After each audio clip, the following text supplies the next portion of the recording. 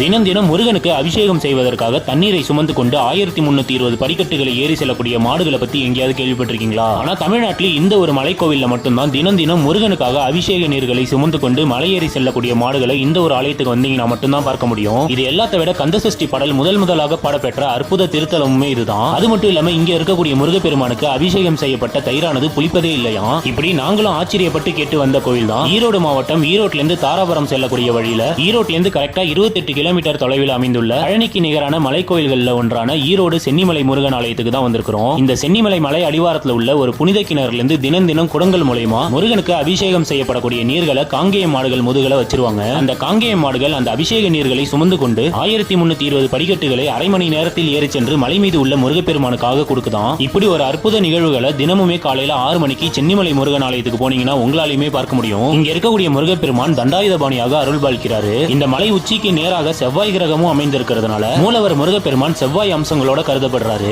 செவ்வாய் தோஷம் உள்ளவங்க செவ்வாய்க்கிழமைகள்ல இந்த ஆலயத்துக்கு சென்று முருகப்பெருமான வழிபட்டுட்டும் வரலாம். மேலும் இங்க இருக்கக்கூடிய முருகப்பெருமானுக்கு அபிஷேகம் செய்யப்படக்கூடிய தயிரானது புளிப்பதே இல்லையா. உலகிலேயே முதலாக கந்தசஷ்டி பாடல் முதலாக பாடல் பெற்ற அற்புத திருத்தலமுமே இதுதான். இப்படி இன்னும் பல சிறப்பு மிக்க ஈரோடு சென்னிமலை முருகன் ஆலயத்துக்கு நீங்களும் உங்க குடும்பத்தோட ஒரு முறையாவது போயிட்டு வாங்க. இதே மாதிரி சென்னிமலை முருகன் ஆலயத்துல இன்னொரு ரகசியமான அற்புத விஷயம் கூட இருக்குது. அது என்னன்றதை அடுத்த வீடியோல சொல்றேன். அதுக்கு முன்னாடி இந்த மாதிரி அடுத்தடுத்து வரக்கூடிய டெம்பிள் அப்டேட்ஸ்க்கு மறக்காம நம்ம ஐடியா ஃபாலோ பண்ணி வச்சுக்கோங்க.